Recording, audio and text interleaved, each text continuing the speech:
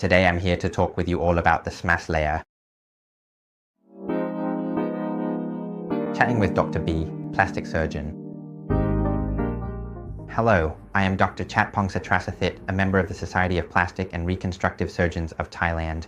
Today I'll be talking to you about the SMAS layer. It might be something that everyone is interested in and has heard of before, but you might not know what it actually is. What is SMAS and what do they do with it, and how many surgical methods are there? Parenthetically, there isn't just one way. Now, in this video we're going to discuss it. Many people talk about SMAS saying, what is it exactly? It's discussed a lot because it helps with facial tightening, ranging from non-surgical methods using various tools and energy sources that work on this tissue. They say SMAS makes things tighter and the face firmer. Or in surgery, what do they actually do to the SMAS layer? There's plenty of advertising, but it might not explain how it happens, why it gets tighter, or how it's beneficial. SMAS itself is a thin layer of muscle located just beneath the skin. It extends down to the neck as well. It's the same layer as the muscles used for facial expressions, such as the muscles used to squint or close your eyes, which cause crow's feet, the muscles for frowning, the muscles around the mouth that we use to pout, close our mouths, or use things like that. Or it might spread down to the neck. It consists of small muscles under the skin that, when we tense our necks, appear as a sheet or a band. But beneath this layer, there's the skin, right? Then fat, and then the SMAS layer. And below that layer are the main muscle groups that actually control various facial movements. For example, lifting the mouth, a real smile, or pulling the mouth down, or chewing, moving the jaw, and so on. These are the primary muscles. They are distinct bundles, not a continuous sheet.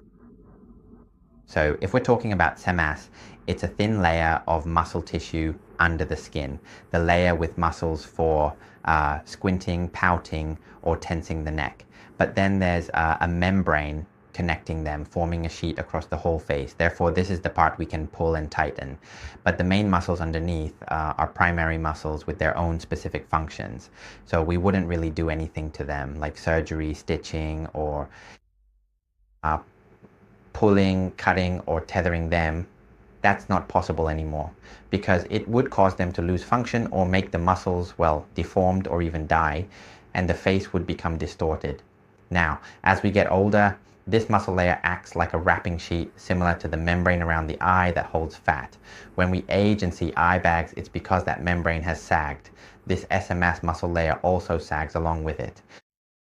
Therefore, when it sags, we'll start to see some bulging, some drooping, and some hanging down. If it's not too severe, we might use various energies from certain machines you've heard of, like Ultraformer, Ulthera, HIFU, ultrasound energy, or RF energy, which is radio frequency, to generate heat in this layer. This will help tighten the muscles.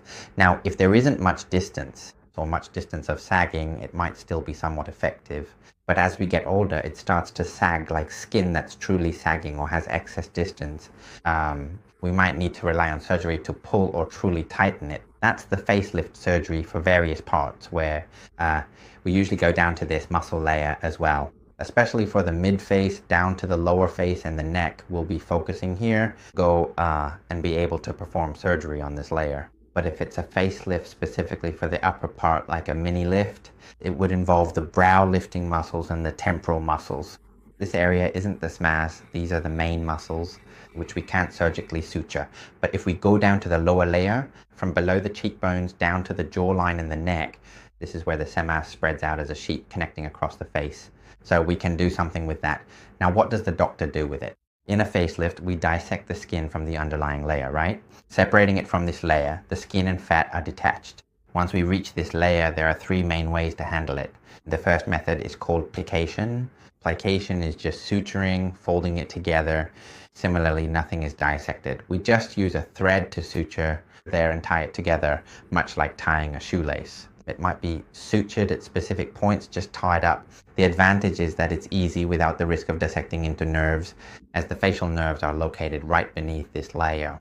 but the downside is it might not significantly reposition the muscle.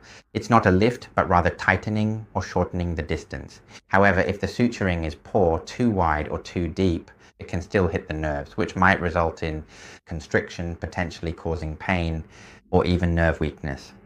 The second method is called semasectomy. SMAS stands for Superficial Subcutaneous Musculo-Aponeurotic System. As mentioned, it's under the skin. Subcutaneous means under the skin. The musculo-aponeurotic system is a thin membrane combined with the muscle tissue itself. It's a system. In a SMASectomy, we lift and dissect it, then pull and trim the excess, just like pulling and trimming skin, and then suturing the remaining edge to the original lifted edge. It's like cutting the skin. The advantage is that it also repositions and lifts. But regarding the SMAS muscle, based on research and what I see every day, the part that is truly thick and strong is the lateral section. The side along this edge here, which is the lateral side, or the outermost third of the muscle's total width. This part will be the thickest and strongest. As for the middle part, it starts to get a bit thinner, you see. And then at the end, it might thicken slightly again. The thinnest part is right around the middle.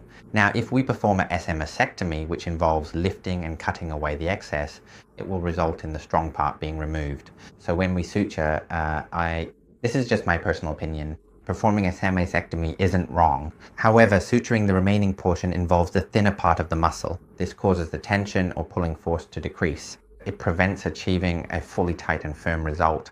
As for the third technique that I use, it's the SMAS lift. A lift means pulling it upwards. Therefore, we will dissect this layer away from the underlying tissue. Underneath this, on the side, the salivary gland or parotid gland is located. But beyond the front of the parotid gland area, beneath this muscle lie the nerves that supply the facial muscles, the seventh cranial nerve. So if the dissection isn't careful and a nerve is hit, it can cause facial distortion.